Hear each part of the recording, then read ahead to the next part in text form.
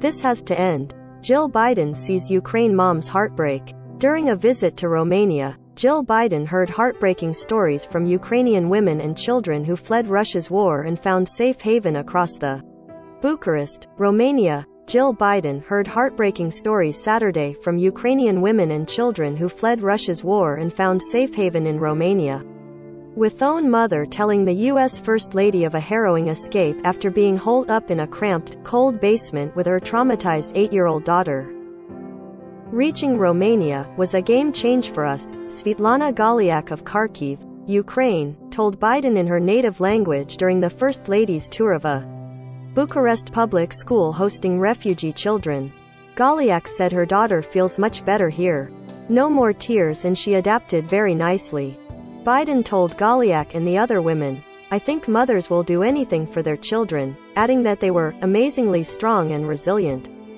Biden said her message to the families was, "We stand with you."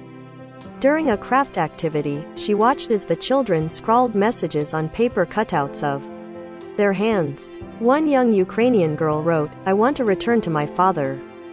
Biden later told reporters the girl's words were heartbreaking.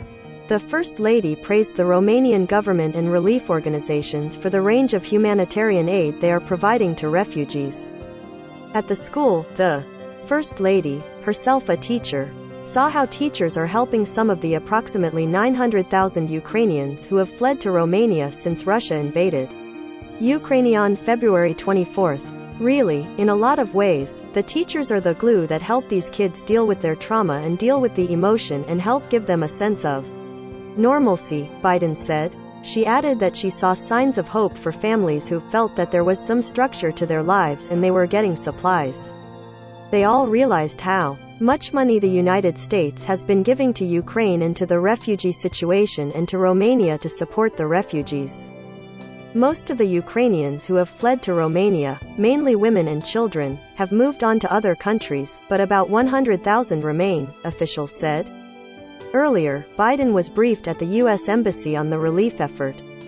Her visit to Eastern Europe comes as President Joe Biden is pressing Congress to pass an additional $33 billion in security and economic assistance for Ukraine. Jill Biden called the show of solidarity amazing, but also just the beginning. She said it was inspiring for Romanians to welcome all these refugees into their homes and offer them food and clothing and shelter and give them their hearts. But she also cautioned that much more needs to be done by the U.S. and allies to assist Ukraine. "We're all hopeful, right?" she told reporters. "We wake up every morning and think, this has to end, but it still keeps going on and on." About 7,000 Ukrainians cross the border and arrive in Romania daily, said Pablo Zapata, the Romanian representative for the UN Refugee Agency. The United Nations, other agencies and the Romanian government are assisting refugees with food, shelter, education, health and mental health care, and counseling, among other services.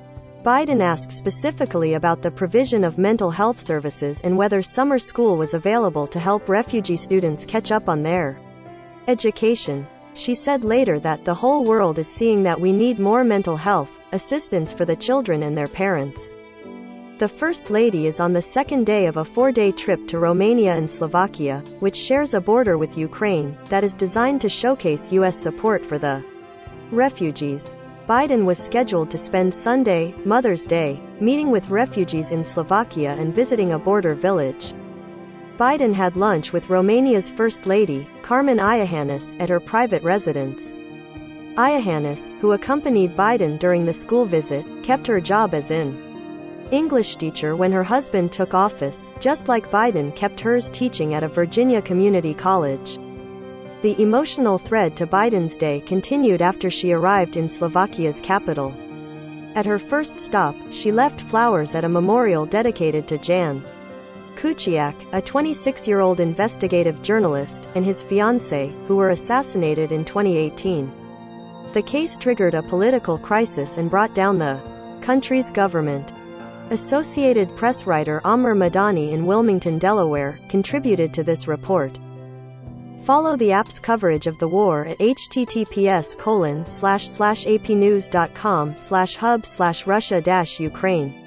Follow all AP stories on global migration https://apnews.com/hub/migration.